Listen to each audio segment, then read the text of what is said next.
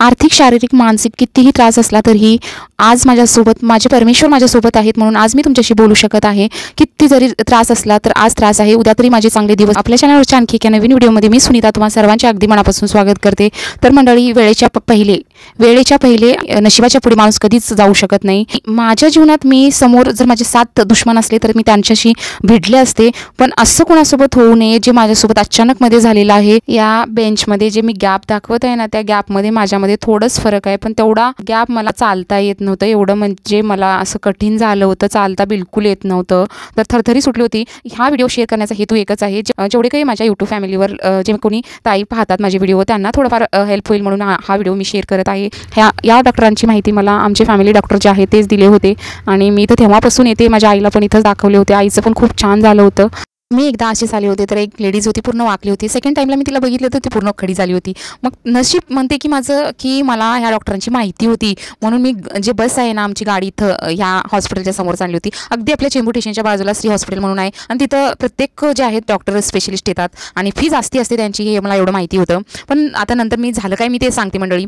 मी अचानकमध्ये कामावर जात होते, सगळं कामावरलं सगळं झालं होतं. दुपारची टाईम होती, 11 साडे 11 वाजत होते. अगदी थोडंसं चालले होते मी, आणि एकदम स्टेशनच्या पुढे मला हे अचानकमध्ये झालेलं होतं. दोन्ही पाय म्हणजे एका जागी थांबले होते. मला बिलकुल पाय हलवता येत नव्हतं. मला नाही म्हणजे एकदम कमरत असं दुखल्यासारखं, चमक आल्यासारखं झालं. मला थोडंसं फार चमक आलेली आहे, काय झालं नाही, ठीक होईल असं वाटलं, तर हलवता येत नव्हते पाय. तर बाजूला थोडंसं सारून मी रस्ता सोडून असं बाजूला बसले एका ठिकाणी. तर 10 मिनिट झाले, 15 मिनिट झाले, कमी व्हायचं काही नावच नाही. शेवटी मी तिथून रिक्षा केली, आणि आता थोडंफार आलेलं आहे, बघू अजून थोडं नीट होईल या हेतून मी कामावर गेले. तर तिथं पण मला बसमध्ये जे आहे, गाडीमध्ये मला उठताच येत नव्हता. मग मी तसंच बसून जे आहे हँडल केले, आणि सांगितले सरांना वगैरे सगळं, आणि तिथून जे आहे बस मला इथं हॉस्पिटलमध्ये आणून सोडलेली होती. आणि तुम्ही बघू शकता, आम्ही दिवसभर बसले. डॉक्टर पण याच्यापर्यंत गेले होते, नंतर डॉक्टर आले.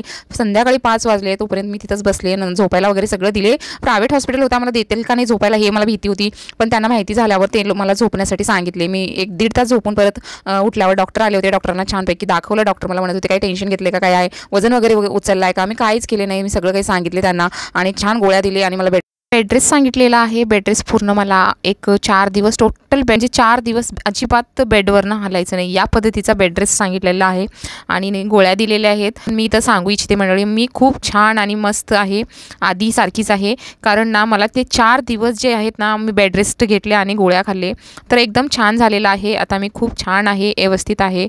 मला वाटतं देव पण चांगल्या माणसाचीच परीक्षा घेत असतो नेहमी, आणि किती वाईट कर्म करून मी तर माझ्या डोळ्यांनी पाहिलेले आहे, किती वाईट कामं करतात, आणि अशा लोकांना आहे ना त्यांच्या कर्माचं फळ बिलकुल भेटत नाही. आणि आपण एवढे विचार करून जगतो ना, तर आपल्यालाच काही ना काही होत असतं, आणि त्या लोकांना अजिबात काही होत नाही. एवढं काही करतात ना वाईट कामं, मी माझ्या डोळ्यांनी पाहिलेले आहे. आज ते लोक खूप छान आणि तंदुरुस्त मस्त असतात. असो, तो भाग वेगळा आहे. हा व्हिडिओ शेअर करण्याचा हेतू एकच आहे ताईंनो, कारण आपली काळजी घेतच नाही. घरात सगळ्यांची आपण काळजी घेतो, पण आपली स्वतःचीच काळजी आपण बिलकुल घेत नाही. त्यासाठी 40च्या नंतर जे आहे, आपल्याला मूल झाल्यावर खूपच लेडीज जे आहे कमजोर होतात. आपली काळजी घ्यावी यासाठी मी सांगितलेलं आहे. कारण तुम्ही बघू शकता, अचानकमध्ये मी पूर्ण 3 जागी बेंड झाले होते. भरपूर व्हिडिओ मी तुम्हाला दाखवायला चांगलं नाही वाटत होतं, म्हणून मी दाखवलं नाही व्हिडिओमध्ये. मी 3 जागी टोटल बेंड झाले होते. मी तुम्हाला स्पीड आणि जिथं एकदम विचित्र दिसत आहे तिथं मी एडिट करून टाकलेलं आहे.